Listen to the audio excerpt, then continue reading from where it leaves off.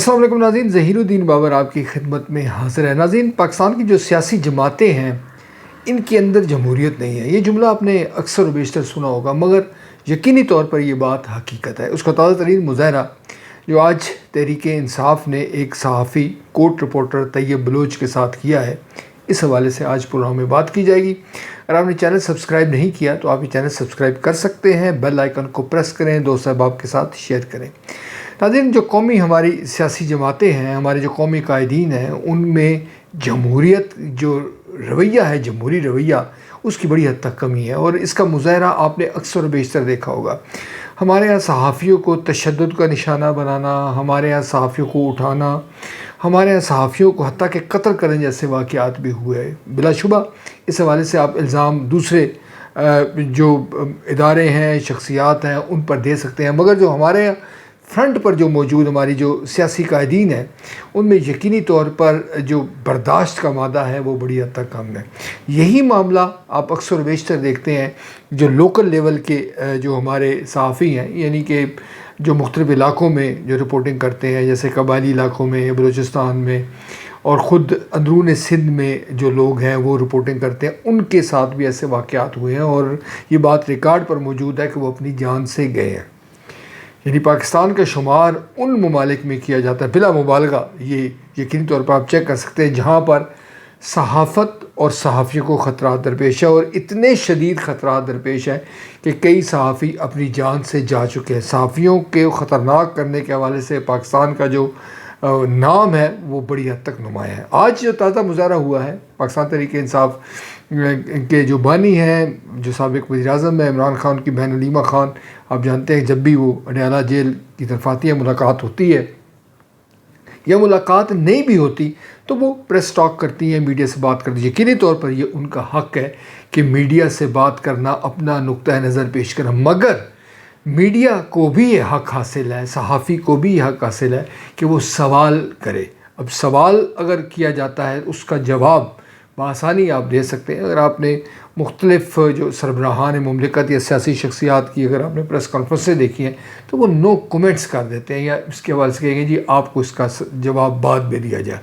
صرف اتنی سی بات ہے۔ مگر اگر کوئی شخصیت، سیاسی شخصیت، کوئی سرکاری عہدیدار یہ کہے کہ بھئی یہ سوال ہی تم نہیں کر سکتے، یا تم پریس کانفرنس سے نکل جاؤ، تم دور ہو جاؤ، تو یہ یقینی طور پر یہ رویہ کسی طور پر جمہوری نہیں ہے۔ ایسا ہی ہوا ہے، سینئر صحافی جیسے میں نے ذکر کیا طیب بلوچ جب گئے تو اس کی فوٹیج موجود ہے، ویڈیو موجود ہے کہ جب انہوں نے سوال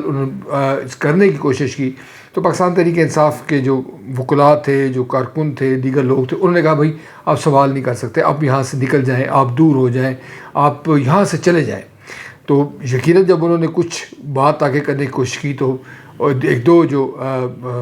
پاکستان تحریک انصاف کارکن تھے وہ آگے بڑھے، انہوں نے ان کو تشدد کا نشانہ بنایا، غرض اور بھی کچھ جو ہے لوگ آگے پاکستان تحریک انصاف کے، اور یوں ان کے ہمارے جو صحافی ہیں طیب بلوچ صاحب جو سینئر صحافی ہیں، ان کی توہین کی گئی، ان کو دھکے لگائے گئے اور ان کو گالیاں بھی دی گئیں۔ جی ہاں، گالیاں گالم گلوچ جو ہے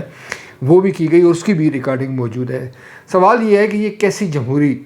جماعت ہے، اور پاکستان تحریک انصاف کیا خود اپنے لیے جو ہے وہ گڑھے تیار کر رہی ہے؟ صحافت جو اپوزیشن میں، آپ بخوبی آپ کو علم ہوگا کہ اپوزیشن میں رہتے ہوئے ہر سیاسی جماعت کو صحافیوں کی ضرورت پڑتی ہے، میڈیا کی ضرورت پڑتی ہے۔ وہ بیانیاں لے کے چلتے ہیں جو کہ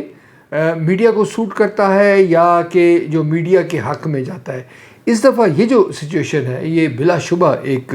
افسوسناک ہے، اور پاکستان تحریک انصاف کے اگر کوئی سوچنے سمجھنے والے حلقے ہیں تو ان کو اس پر سوچ و بچار کرنی چاہیے۔ اسی جو وطیع اللہ جان ہے وہ بھی ایک سینئر صحافی ہیں، کورٹ رپورٹنگ کر رہے ہیں، انہوں نے کہا کہ اگر پاکستان تحریک انصاف کی یہ اسٹریٹجی ہے کہ وہ میڈیا کی آزادی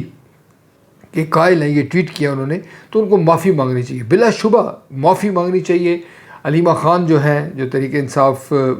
کی اس وقت رہنما ہیں، عمران خان صاحب تو کہتے تھے کہ ہمارے یہاں کوئی گنجائش نہیں ہے خاندانی سیاست کی، مگر اس وقت تو علیمہ خان ایک جو ہے اس حالات میں وہ بڑی حد تک نمایاں ہیں، ان کو بھی معافی مانگنی چاہیے۔ دیگر جو تمام جو لوگ ہیں جو فوٹیج میں موجود ہیں، تحریک انصاف کے جو وکیل ہیں، جو لوگ جو ان کے کارکن کو معافی مانگنی چاہیے۔ یہ بھی ایک جو کہا گیا، ایک صحافی نے یہ کہا ان سے، ریما خان سے، یہ بھی فوٹیج موجود ہے کہ آپ نے جو آپ کے خلاف کوئی صحافی بات کرے اس کو سخت لفظ ہے لیکن میں بتاتا ہوں سور و کتا بھی کہتے ہیں، تو یہ کیوں کہتے ہیں آپ؟ تو آگے سے ایک اور جو پاکستان تحریک انصاف کے وکیل ہیں انہوں نے کہا کہ اگر کوئی ایسا حرکت کرے گا تو اس کو یہی کہا جائے گا۔ آپ یہ دیکھیں یہ کس قدر افسوسناک بات ہے، اور یہ کس قدر